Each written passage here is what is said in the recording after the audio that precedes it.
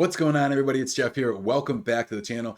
I wanted to come on here and talk to you guys about this stock. It was probably one of the most popular stocks in 2020. Started off insanely popular in 2021 until it fell victim to the high growth and tech sell-off that began in February.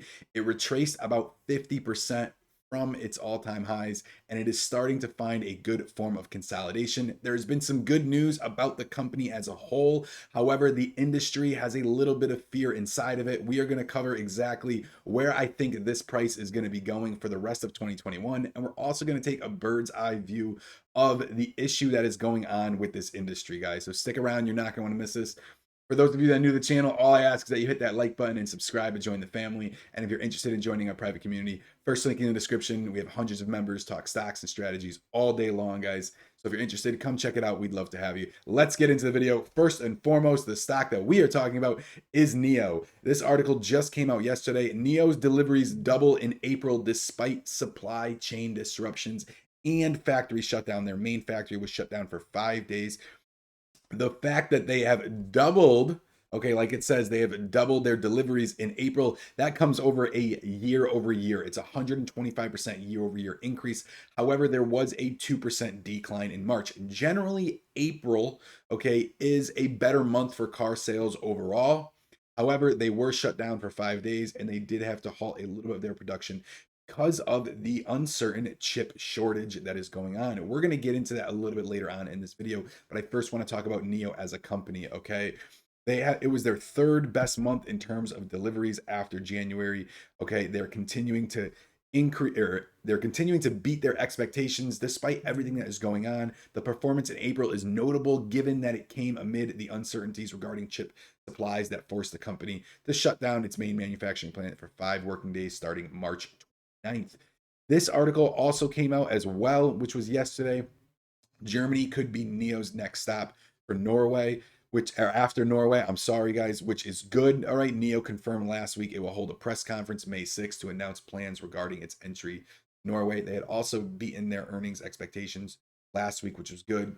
Stock pulled back a little bit and then it saw a nice rally on Friday. We're going to get into that in a minute. This is good news. The fact that they have continued to, dominate China and they're looking outside of China. They still have a really long way to go. They're working on their battery as a service model, which is awesome because any type of subscription based model, business model is where the money is at in today's, in 2020. Good. But NIO, it says right here, NIO has found success in China as a seller of premium electric vehicles. So it follows that the company is aiming to replicate this success in international markets, always looking forward, which is why I really like NIO as a company. Couple things that did happen, guys, is Bank of America cut their NIO target despite record high margins. This is really just a little bit of bad press, but if you really look at what that means, okay, this was all over the internet, but he maintained a buy rating and he reduced the price target 63 to 60. So you really can't call that too much of a cut. It was a 5% cut, and it still leaves NIO with a 50% upside. Okay, so some of this fear kind of pulls people away. However, it's still a 50% upside on the growth side, which is good. Now let's get into, before we take a look at the charts, guys, I want to talk about the global chip shortage. Okay, there's a lot of articles spreading fear about the global chip shortage set to worsen for car makers. Talks all about it.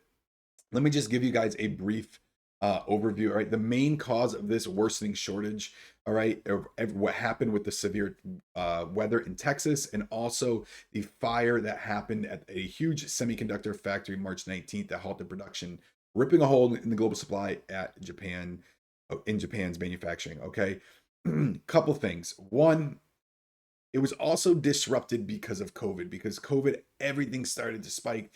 Computer sales went up.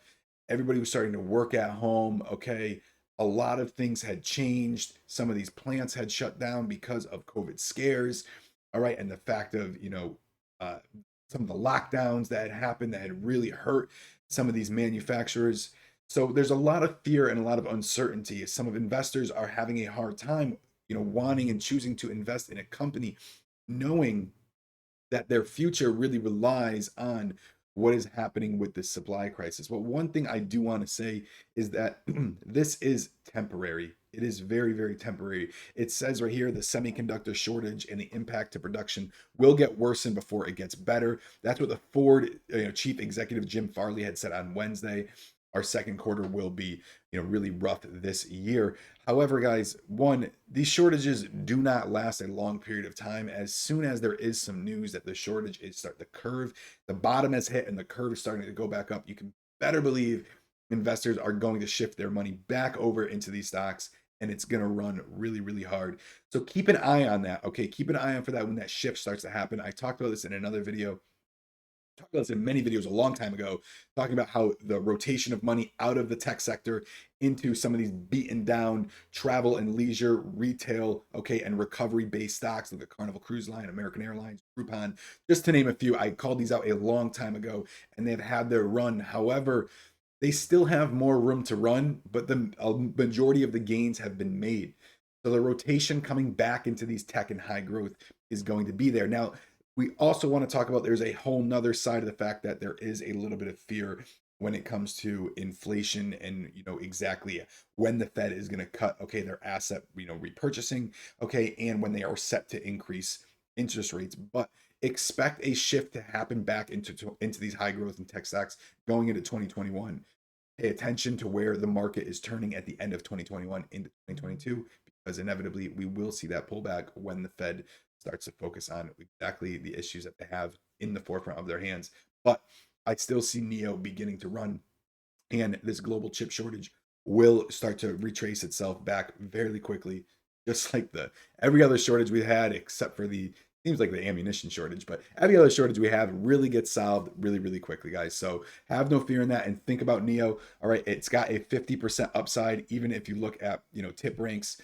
I think it has a low forecast of 38.80, which is pretty much where we're sitting at, a high of 81, that middle side of $60. So let's take a look at the charts, and I'll give you guys some good entry points potentially. First and foremost, if you are looking to hold NEO long term, the $1 2 difference that you might get getting in at 37 instead of 40, in my opinion, for the long term, isn't really going to matter.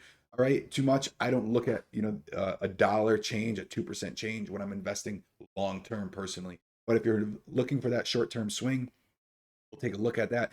After, you can see right here, it had their earnings, a little bit of spike, up, down, sold off pretty hard Friday morning, and then a nasty run. I mean, all the way up. This hit a high of, make sure you guys can see this. Yeah, it was a 10% run, which was great. A lot of guys in the community had taken advantage of this run and played a nice little day trade on it to make some money on it. So take a look at the broader view. We'll look at the 90-day. You can see the amazing run that NEO had all the way up until that February 11th date when we saw the massive sell-off, hit a low of 31.91 with a total of a 50% retracement from, it wasn't even all time, probably about a 55% retracement for all-time highs. But if you look at, it's found really, really good support around that $35 mark, and it looked like we were about to hit back to that $35 mark, and it seems to see that 35 gets back up or 20% higher, begins to sell off. It's continuing to make that next pattern. See where the next couple days play out. All right, if you're looking just to get in for a swing trade, if you're looking for a long term, you're gonna regret not getting into this stock for the long term. I can guarantee that there's going to be some swings. There's going to be some outlying factors that I had already talked about earlier a few minutes ago that play out towards this future. But NEO is going to be a great play to get into, guys. So let me know your thoughts down below, where you see the stock going. Also, what is happening this week as of May 6th between what they're going to be talking about branching into Germany, which is going to be a really good sign after getting into Norway. They're looking very far ahead, which is good. They're really, really on the early signs of the the EV changeover, because in 30 years most of the vehicles sold are going to be electric. Guarantee it, guys. So they have that far outlook. If you look at Ford and GM, they're playing catch up. Is setting the pace, like Tesla did. That's it for this video, guys. I'll see you in the next one.